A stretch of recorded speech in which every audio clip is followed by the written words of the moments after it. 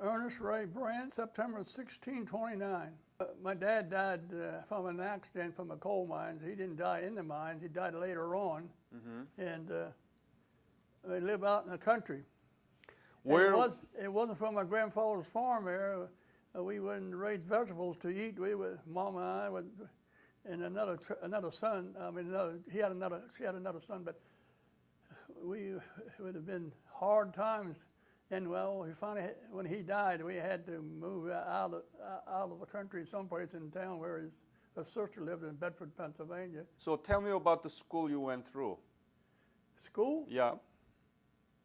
I can't think Fitchener, I think name it. Anyhow, it was my cousin Leo and my cousin Mary. I walked up the road to my grandfather's farm on the left.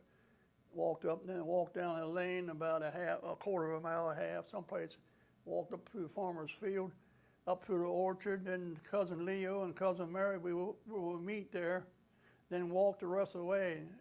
Leo always said around 3 miles, but I don't know for sure. That's how close 3 miles. But it was a long walk. And remember, to the school? Yeah, in one-room school. One-room school. Yeah, and the pot-bellied stove in the middle, and the youngest one sat close to the stove, and the older one sat out toward the cool wall. Did you have a job? My first job was 1947. What did you do? I went for a Pennsylvania Lumber and Post Company, 80 cents an hour, and it was a union too, 50 cents a month union dude, believe it or not. Oh. 80 cents an hour. And before that, I worked on a dairy farm. 10 cents, 25 cents, sometimes, all depends what kind of a job. And I did everything on a dairy farm. So when from sunset to sunrise to sunset. I'll get it right. So when did you join the military? We started in 48, but I finally got it in the 3rd day of January of 49. Why I said that is it was a friend of ours came home from Thanksgiving, and he was in the paratroopers. And that time I was working some time in the pool hall there, doing some walking there. He came home, and me and Don and Jack was the other 2 guys. We worked together at the planing mill, and the Navy canceled out a big contract for some kind of wooden crates and stuff. So we was a tailwind, so we got laid off. So this guy came home. I know his looks came from him. Anyhow, and man, was he sharp.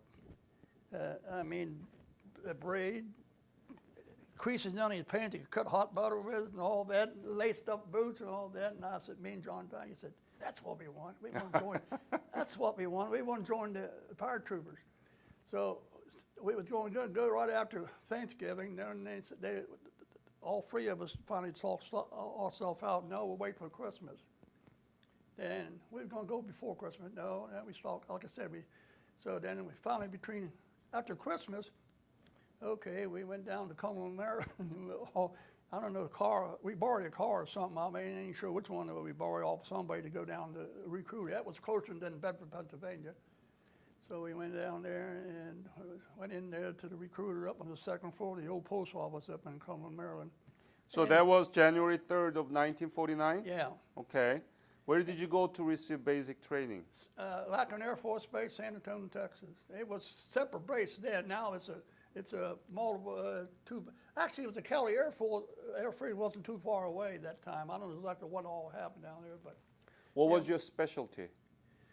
Well, I took an aptitude test, or something like what you call it, and doing the right at the end of the basic training there, and I went to Shoot Air Force Base, which is about 100 miles south of Chicago, Rantoul, Illinois, the town is.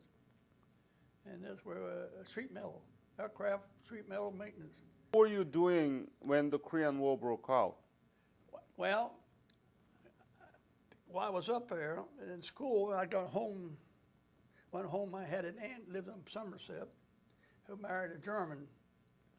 And Adolf Myers, M-I, is not M-Y, it's the old German way.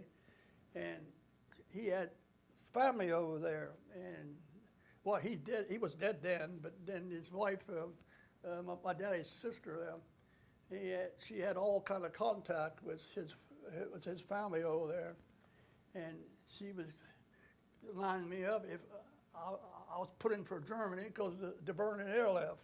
Anyhow, and I didn't get over it. Anyhow, at the time we graduated and up there, instead of going to Germany, well, see, it was, well, the abbreviation is Far Eastern Air Force.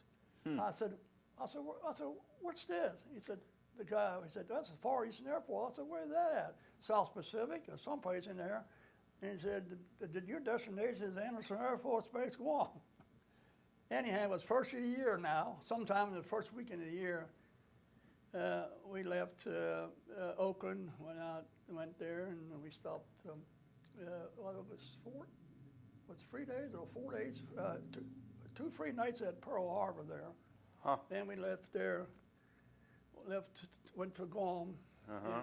Before we got to Guam, we got sideswiped by a typhoon. My first experience in a typhoon, the ship got sideswiped by one. Oh. And I thought we was going to sink. I mean, it was tossing around. Then all of a sudden, one day, a terrible noise. The ship shook apart. Looked like it was going to blow up. I mean, what happened? See, that cruise ship had two props, two propellers. One went far enough over to the side, and when it came out of the water, the pressure, that propeller took off. When it settled back down into the water, it grabbed that water, it just shook the ship. I said, what did we hit? A couple of Navy guys all around on the deck while we was hanging on. So what did you do in Guam?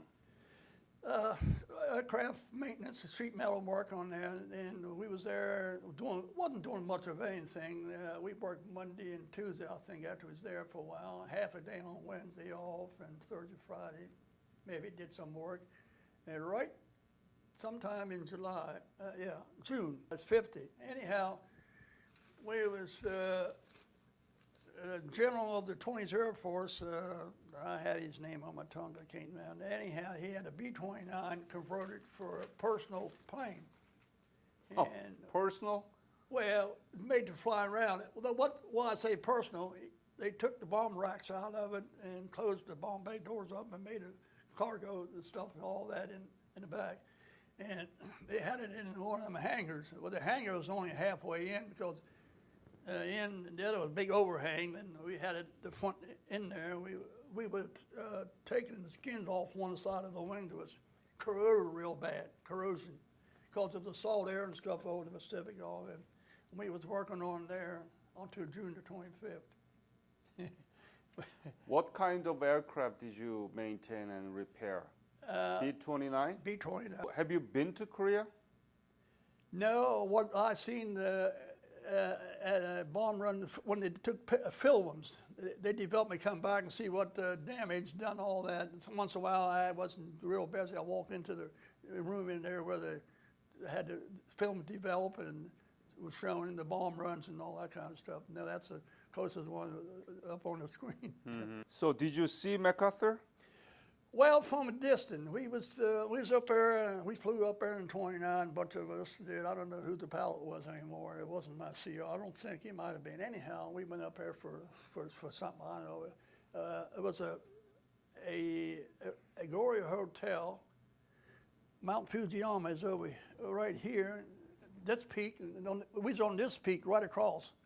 Anyhow, it was not halfway up, but part ways up there. There was a beautiful lake, and the United States Army had a R&R hotel. What unit of Air Force did you belong? I was in the 20th Air Force. 20th? 20th. 20th. Yeah, and the 19th Bomb Group. 19th Bomb Group. Uh-huh. And the 93rd Bomb Squadron. And it was, that time, it was Colonel Hatfield was the CEO and of the 93rd Bomb Squadron, and Colonel Graff was the oldest colonel in the Air Force. He was the head of the 19th Bomb Group. Yeah, Colonel Graff, but I don't know if he ever made the Major General or not.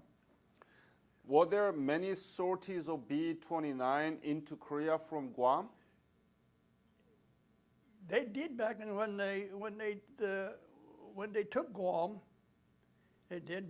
That was the closest island they had with an airfield on to fly. It was a long flight back and forth. So from Guam to Korea. Yeah, and then when they during the same time they had a lot of problems with Wake Island. Wake Island, yes. Yeah, because that was in line with the flight back and forth, and the Japanese had it yet, so they took that. I think it was Wake Island or. Well, anyhow, we got halfway between that and Okinawa and Japan. Anyhow, they took that to have and they had a strip on there too in case the plane wouldn't make it back or run out of fuel. They landed. Do you know what happened to Korea after the war? I kept looking in the paper and all that and stuff like that, and then they started talking peace talk in '52, and they finally. Over a year in '53, July the 27th. Yeah. That's over there, and the 26th back here. Yeah. Same time I was over there, I lost some good friends. We was in the tent together. I was waiting for a flight out someplace, but anyhow, the Chinese came across, invaded, and then we was Max Effort. You know what Max Effort is? Everything you got put into it. all the planes are able to fly that mission right away. Mm-hmm. Loaded up. Anyhow, he went up. I think we took. I was watching the radio. I mean the people in the operation there. Where I said, I forget what plane he was on. For Jigmo, I ain't sure that was one he was on. Anyhow. He got hit, pull you back. Thank you very much, Ernie. You're welcome, brother.